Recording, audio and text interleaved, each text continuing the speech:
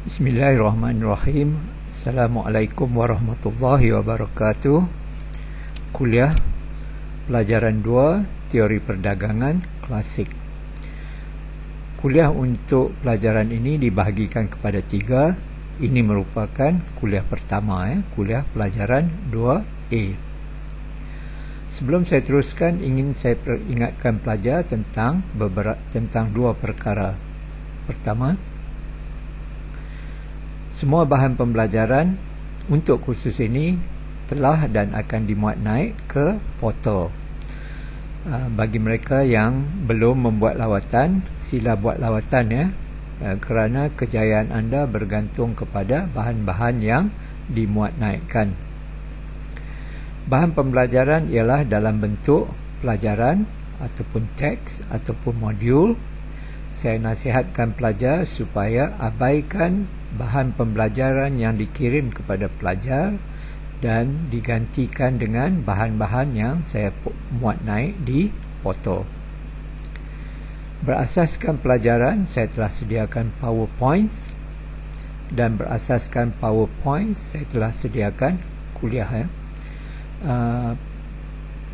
PowerPoints sememangnya amat berguna sebab anda boleh ikuti perkembangan ilmu seolah-olah anda sedang membaca, terutama sekali apabila kita menggunakan rajah. Saya juga sediakan tugasan untuk setiap pelajaran. Jadi kursus ini mempunyai banyak pelajaran, banyak tugasan. Oleh yang demikian, sidang video bukanlah sidang kuliah. Saya tidak akan memberi kuliah semasa sidang video. Kuliah tidak diberi semasa kursus intensif. Kita ada perjumpaan sidang video, kita ada perjumpaan semasa kursus intensif, dan bagi setiap perjumpaan, saya tidak akan berdiri di hadapan pelajar untuk memberi kuliah. Apa yang akan saya lakukan ialah mengedar more soalan untuk pelajar menjawab. Ini memerlukan pelajar membuat persediaan, membaca, mendengar kuliah, melihat PowerPoint, membuat tugasan untuk menghayati perjumpaan semasa kursus intensif dan semasa sidang video.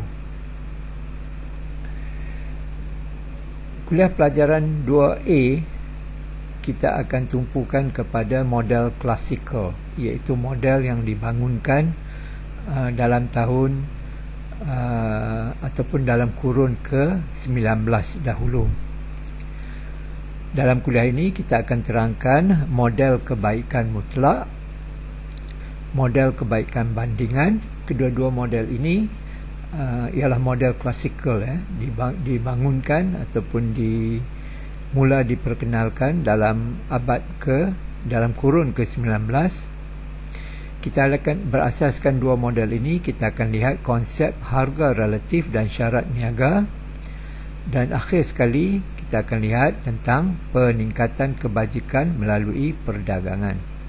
Maksudnya kita akan lihat sekurang-kurangnya dari segi kuantiti, sebanyak manakah kuantiti ataupun output yang dihasilkan sebelum berdagang dan selepas berdagang. Dan kita andaikan semakin banyak kuantiti, maka semakin tinggilah kebajikan masyarakat. Faedah mutlak. Kita lihat jadual ini. Kita andaikan ada dua negara, negara A, negara B. Kita ada dua komoditi, komoditi X dan komoditi M. Kandungan buruh per unit output bererti jumlah buruh untuk menghasilkan satu unit output. So, kandungan buruh mungkin boleh kita hitung dari segi jam kerja ataupun hari kerja. Kita ambil contoh. Di negara A, untuk menghasilkan satu unit X, ia perlukan 8 jam buruh. Untuk menghasilkan satu unit M, ia memerlukan 4 jam buruh. Banding dengan negara B, di negara B 5 jam untuk X, 10 jam untuk M. Dan dua komoditi ini komoditi yang berlainan. Mungkin X ini kilogram minyak kelapa sawit dan M ini ialah meter kain. So 4 jam diperlukan untuk mengeluarkan 1 meter kain, 5 jam diperlukan untuk menghasilkan 1 kilogram minyak kelapa sawit. Lihat angka-angka ini ya. 8 lebih besar daripada 5, 10 lebih besar daripada 4. Apa boleh kita katakan tentang perbezaan angka-angka ini?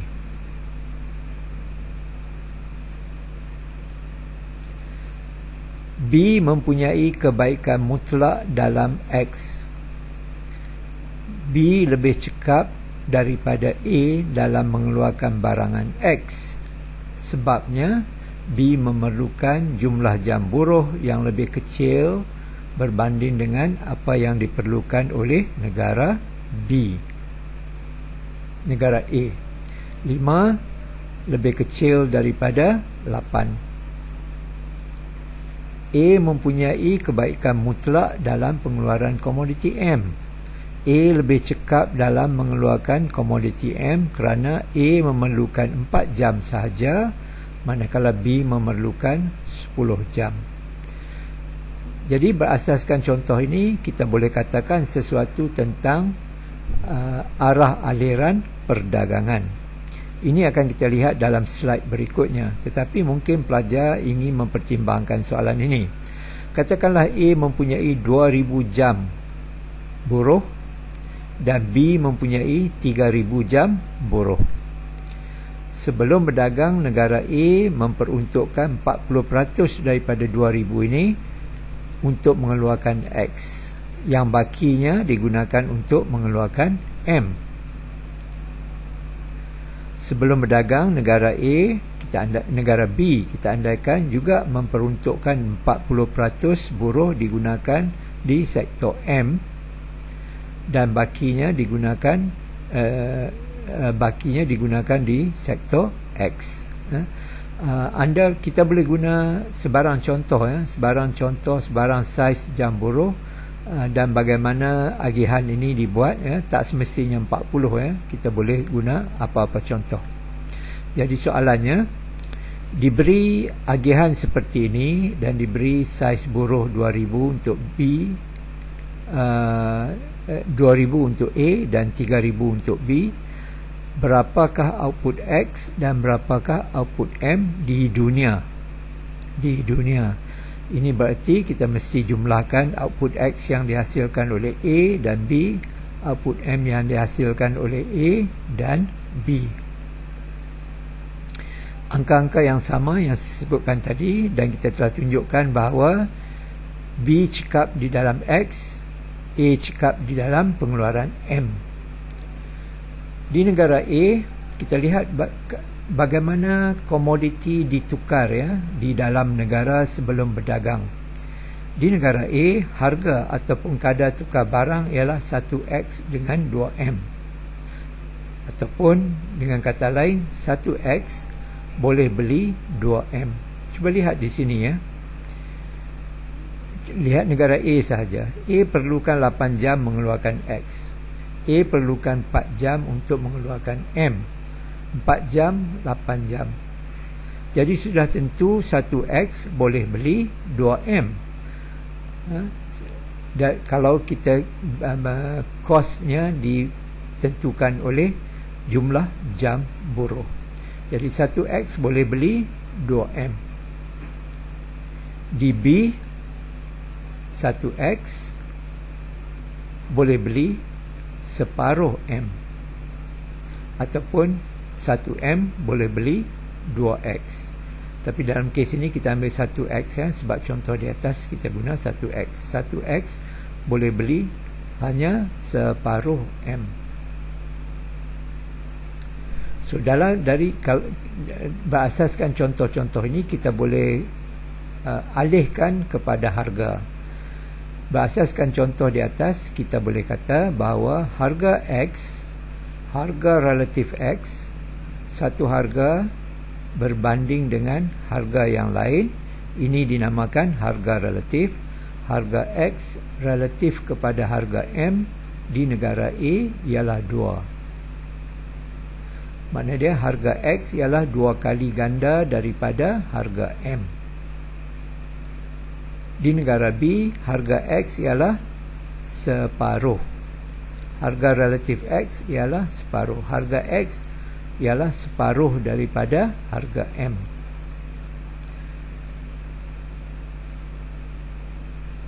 Daripada contoh ini, kita lihat bahawa harga relatif X di negara B setengah kurang daripada harga relatif X di negara A. Yang ini A ya, maaf ya. Ini bukan B ya, ini ialah A. Kita perlu perbetulkan di sini ya. Harga relatif X di negara B setengah harga relatif X di negara A ialah 2. Dengan ini kita boleh rumuskan bahawa B mempunyai kebaikan bandingan dalam pengeluaran X. Kita lihat the other way round ya. Tadi kita lihat harga relatif X, sekarang kita lihat harga relatif M. Di negara A, harga atau kadar tukar barang ialah 1M boleh beli setengah X. Di negara B, harga atau kadar tukar ialah 1M boleh beli 2X. Kita bandingkan harga, kita bandingkan harga relatif. Kita bandingkan harga relatif. Harga relatif M di negara A setengah harga relatif M di negara B ialah 2. Setengah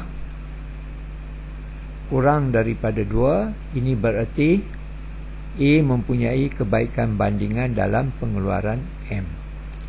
Apa yang kita tunjukkan tadi ialah untuk menentukan arah aliran perdagangan, untuk menentukan negara mempunyai kebaikan bandingan dalam komoditi yang mana, kita gunakan harga relatif.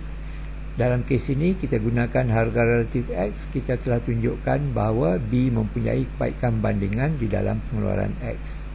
A mempunyai kebaikan bandingan dalam pengeluaran komoditi M.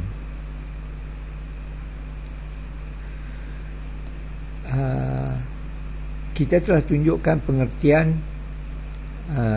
angka-angka ini. Kita telah tunjuk pengertian negara mana mempunyai kebaikan mutlak dan berasaskan harga relatif. Kita telah tunjukkan negara mana mempunyai kebaikan bandingan. Sekarang kita ingin menunjukkan apa terjadi kepada negara ini apabila mereka berdagang. Dan apabila berdagang, pola-pola pengeluaran akan berubah.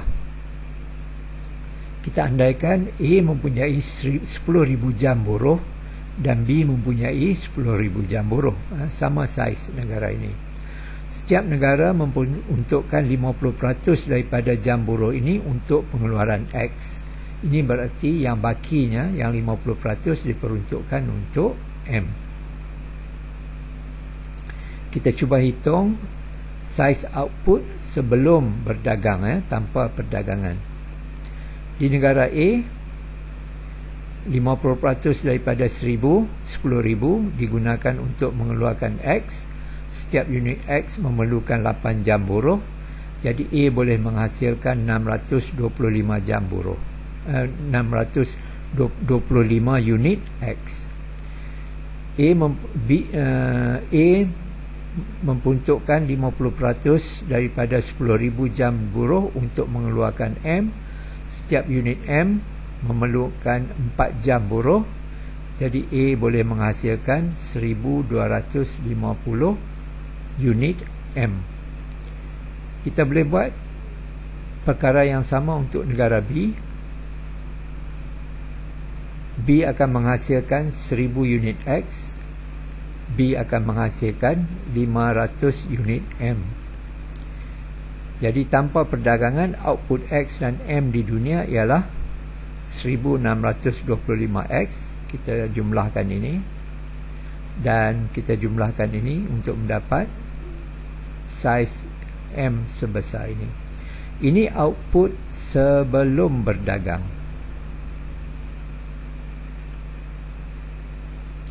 Kita telah tunjukkan berasaskan angka-angka tadi, harga relatif M di negara A kurang daripada harga relatif M di negara B. A akan mengkhusus sepenuhnya dalam pengeluaran M, dan B akan mengimport X dan akan mengimport X dari negara B. Right? Semua buruh akan digunakan untuk mengeluarkan M, dan ia boleh mengimport daripada negara B. Oleh kerana harga relatif X di negara B kurang daripada harga relatif X di negara A, B mengkhusus sepenuhnya dalam pengeluaran X dan akan mengimport M dari negara A. Kita lihat di sini ya. Output X dan M di dunia sebelum berdagang. Jumlah ini otaki bererti keadaan sebelum berdagang.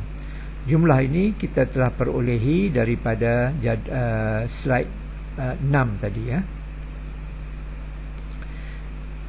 Semua buruh digunakan untuk M di negara A. 10,000 bahagi dengan 4, kita perolehi 2,500 M. Semua buruh digunakan untuk menghasilkan X, kita perolehi 2,000 unit X di dunia. Di dunia sebab A menghasilkan sifar X, di dunia 2,500 sebab B menghasilkan 0M. Dunia menikmati output X dan M lebih tinggi berbanding dengan keadaan otaki. 2,000 berbanding dengan 1,625, 2,500 berbanding dengan 1,750. Inilah maksud perkara 3 dalam jadual kita tadi ya, iaitu setelah berdagang kebajikan negara meningkat, dan kita ukur kebajikan negara melalui tambahan output yang boleh digunakan ya, daripada 1625 kepada 2000, daripada 1750 kepada 2500. Jadi berasaskan kepada teori kebaikan mutlak, teori faedah mutlak, berasaskan contoh-contoh yang kita berikan ini, perdagangan meningkatkan kebajikan masyarakat.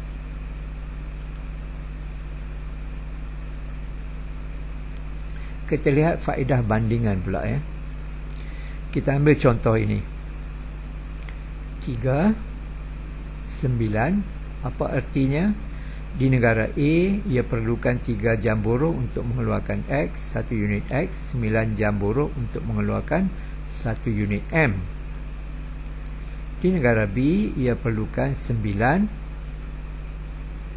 untuk X, 18 jam untuk M.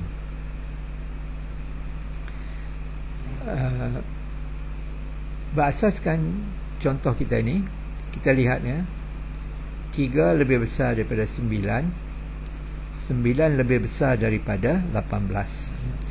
Jadi kalau kita guna konsep faedah mutlak, kita tahu bahawa negara A cekap dari negara B mengeluarkan X, negara A cekap mengeluarkan M daripada negara B.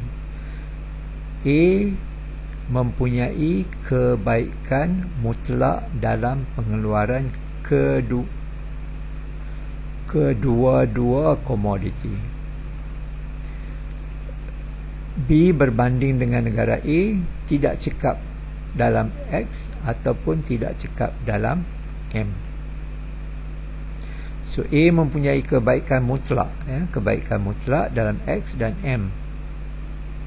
Tetapi kita katakan A mempunyai kebaikan bandingan dalam X dan B mempunyai kebaikan bandingan dalam M. So bandingkan perkataan mutlak dengan perkataan bandingan. Apa maksudnya? A cekap di dalam pengeluaran X, cekap di dalam pengeluaran M. Tetapi di antara pengeluaran dua komoditi ini, pengeluaran komoditi manakah yang ia paling cekap, yang dia lebih cekap?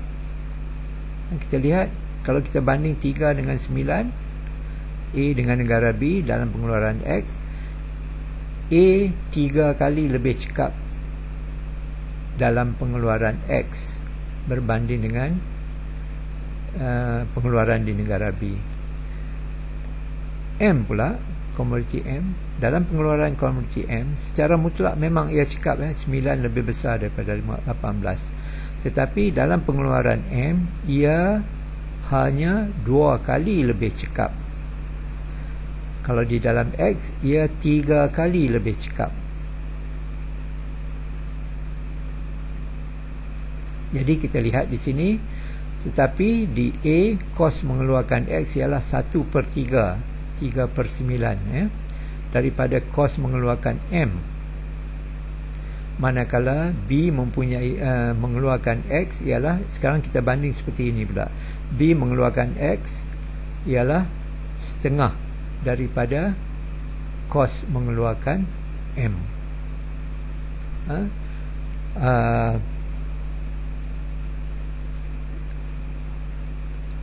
Kita lihat sini. Atau di A kos mengeluarkan M ialah 3. 9 bahagi 3 kali ganda daripada kos mengeluarkan X. Manakala di B mengeluarkan M ialah 2 kali ganda daripada kos mengeluarkan X. Kita lihat the other way around. Tadi kita kata B tidak cekap di dalam X, B tidak cekap dalam M. Tetapi antara ketidakkecekapan ini, yang manakah ketidakkecekapan itu paling kecil?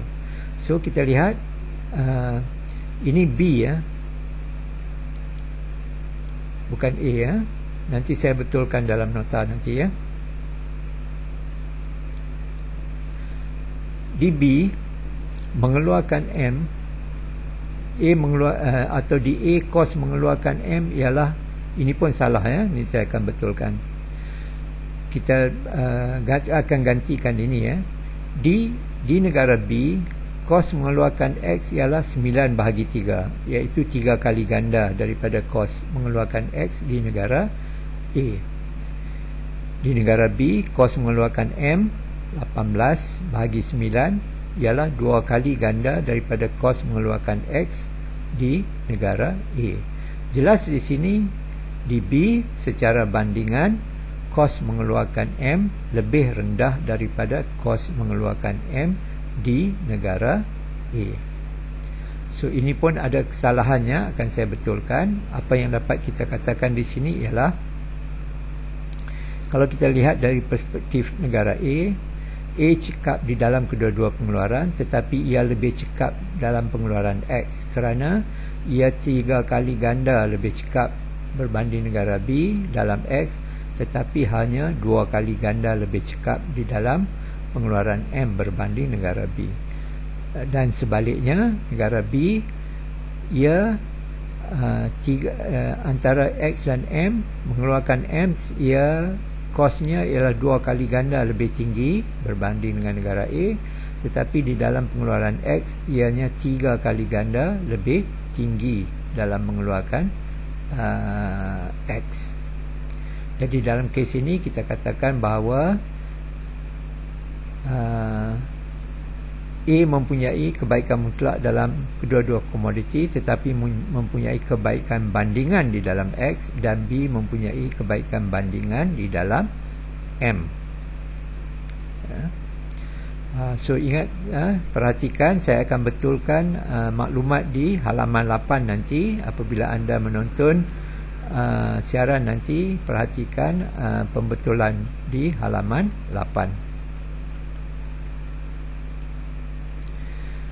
Kita lihat, sebentar tadi kita telah guna angka ini, kita telah membuat rumusan seperti ini.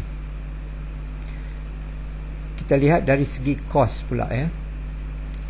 Kos maknanya kadar kita tukar barang. harga relatif X di negara A, harga X relatif kepada harga M ialah 1/3. 3 bahagi dengan 9. Manakala di negara B, harga relatif X ialah PX bahagi dengan PM khusus setengah, 9 bahagi 18.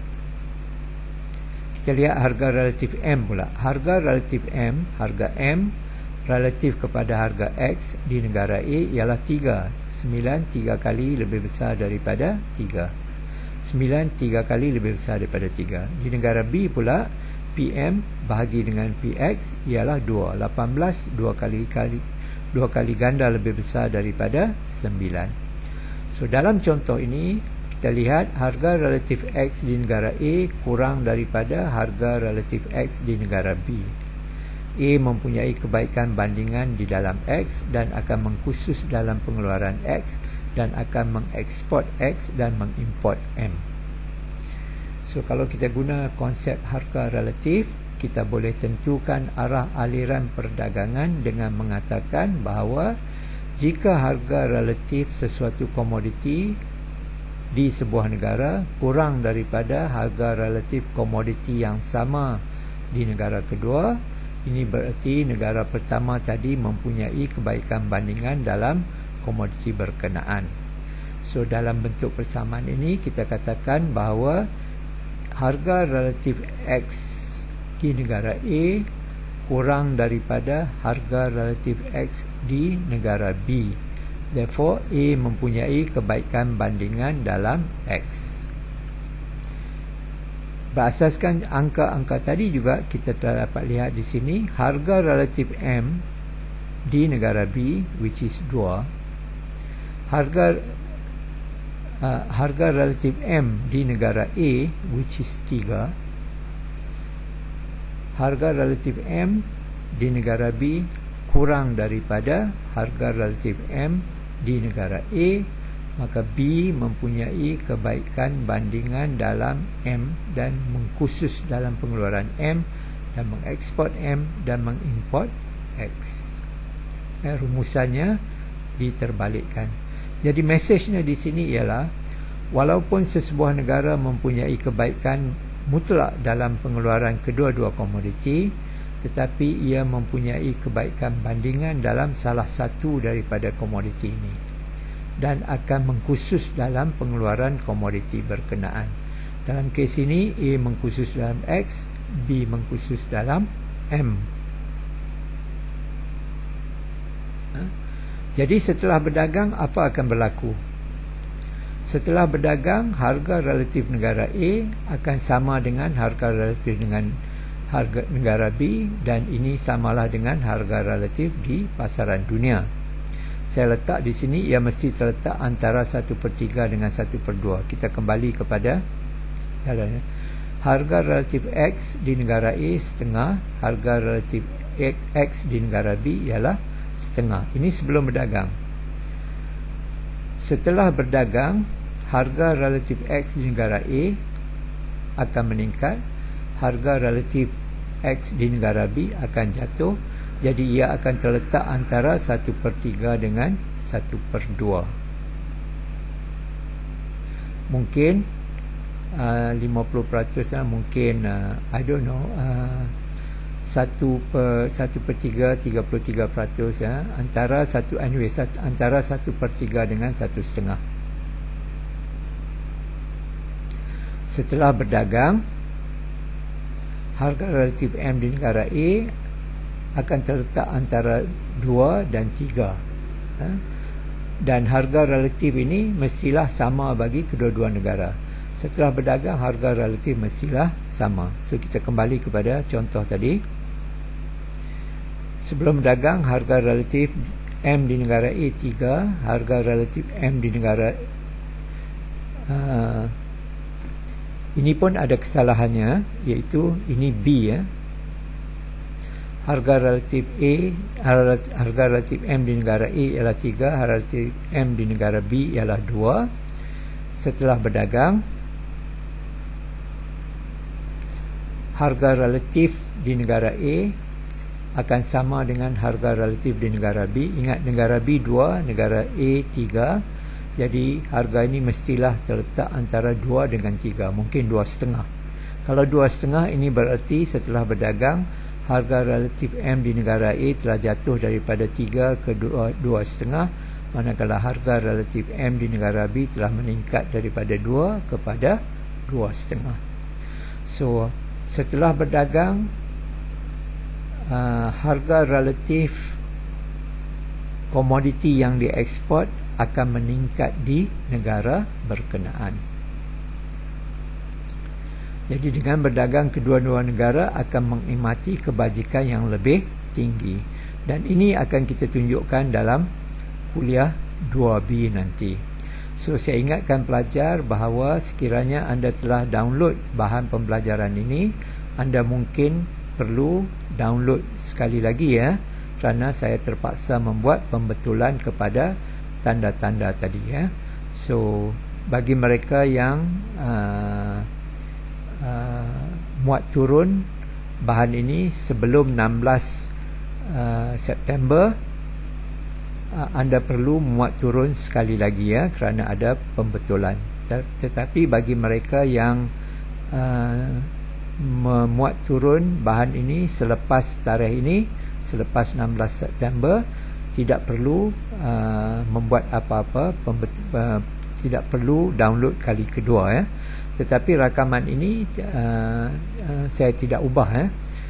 Jadi apabila anda melihat mendengar rakaman ini bersamaan dengan PowerPoint yang anda cetak, pastikan anda menggunakan PowerPoint yang terkini ya, yang terbaru.